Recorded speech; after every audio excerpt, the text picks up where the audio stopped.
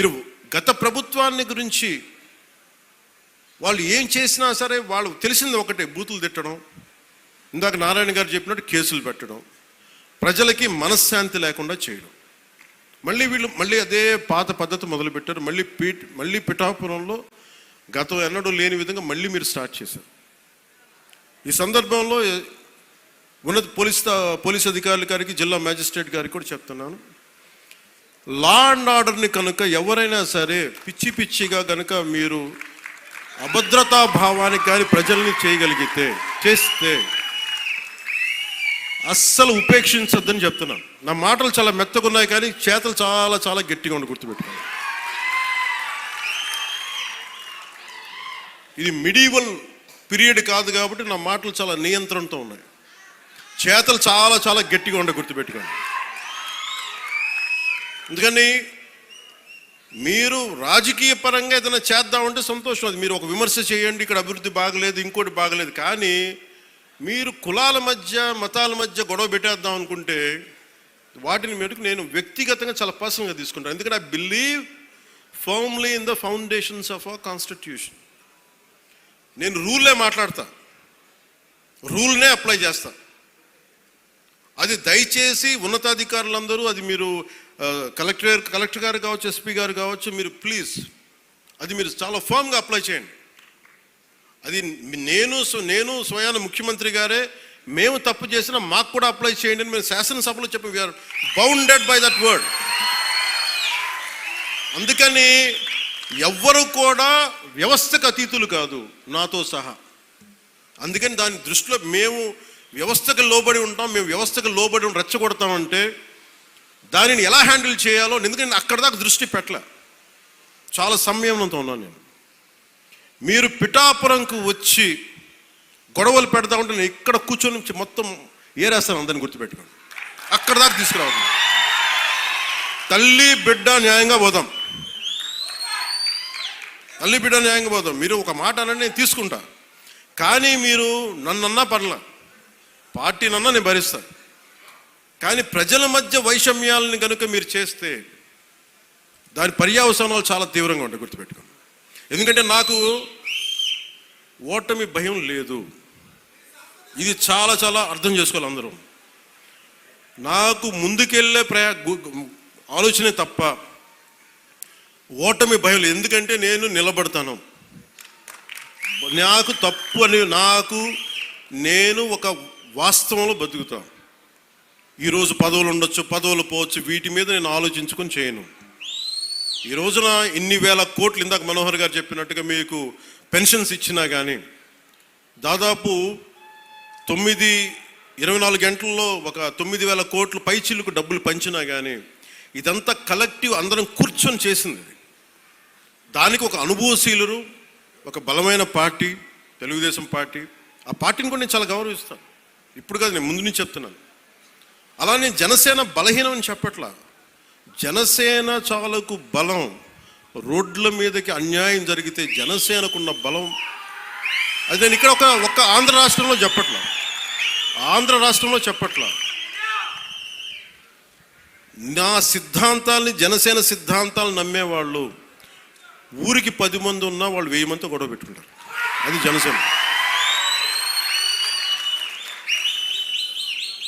ఈరోజు కూర్చోబెట్టి నా మీద అందరూ మాట్లాడేస్తూ ఉంటాను, ఏం చేసావు అది ఇది మాట్లాడుతూ ఉంటే,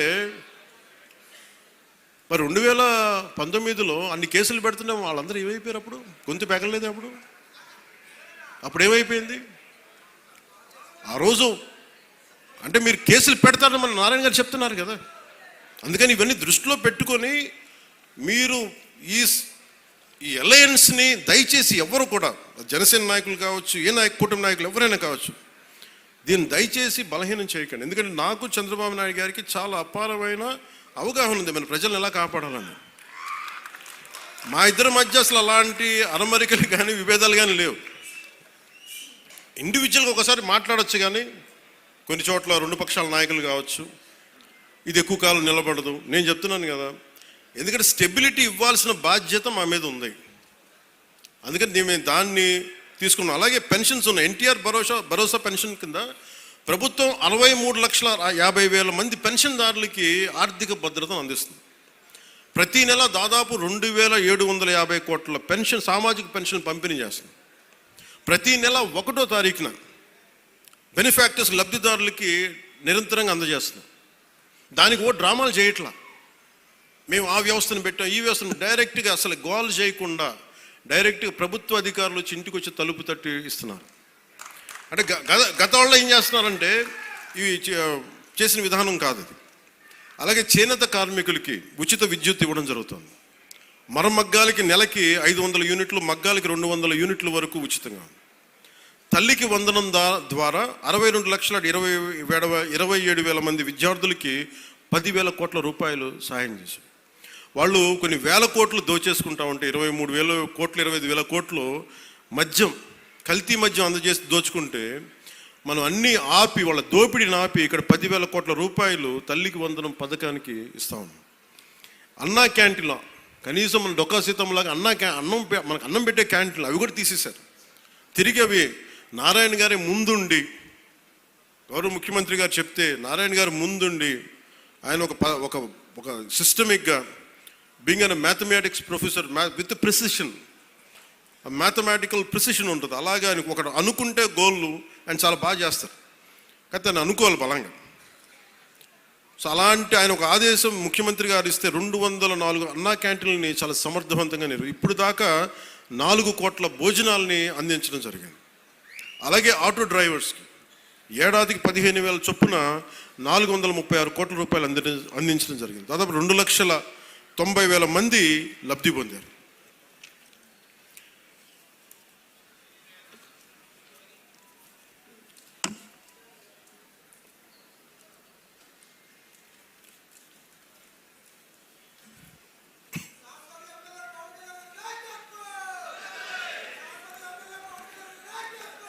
అలాగే ప్రత్యేకించి పిఠాపురానికి సంబంధించి పిఠాపురం మండలంలో 9.60 కోట్లతోటి ఫ్లాట్ అండ్ ఫ్యాక్టరీ కాంప్లెక్స్ నిర్మాణానికి శంకుస్థాపన చేశాం. దీని ద్వారా సూక్ష్మ, చిన్న, మైక్రో, స్మాల్ మన పరిశ్రమలకి ప్రోత్సాహం ఉంటుంది.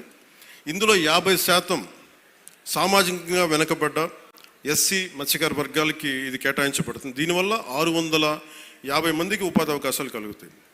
అలాగే ఉప్పాడ కోనపాపపేట గ్రామాన్ని వాతావరణ మార్పుల్ని తట్టుకునే సామర్థ్యం కలిగిన తీర ప్రాంత మత్స్యకారులకి గ్రామంగా అభివృద్ధి చేయడానికి 2 కోట్ల రూపాయలతోటి multipurpose fishery center, dry fishing platforms, RO ప్లాంట్లని ఏర్పాటు చేస్తూ ఉన్నాం. అలాగే ఉపాధి హామీ పథకం ద్వారా